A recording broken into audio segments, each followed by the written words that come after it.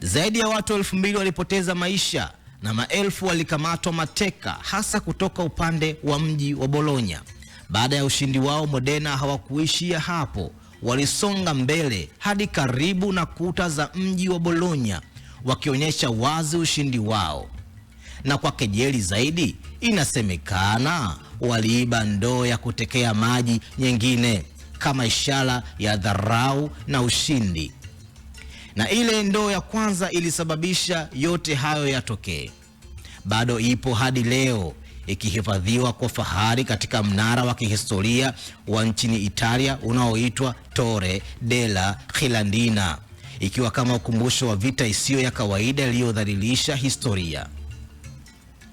Wasikilizaji, hapa ndipo hadithi hii inatufikisha, lakini ujumbe wake unaendelea kuishi hadi leo. Na inatufundisha jambo moja tu: mara nyingi migogoro mikubwa haitokani na mambo makubwa, bali vitu vinavyogusa hisia za kiburi na heshima.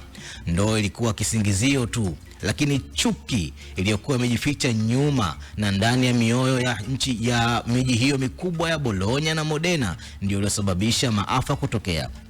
Katika maisha ya leo ni rahisi sana kuruhusu jambo dogo likuwe na kuwa tatizo kubwa, iwe ni maneno, makosa madogo au tofauti ndogo. Lakini heshima iko katika kujizuia, kufikiri kwa kina na kuchagua amani badala ya majibizano ya leo.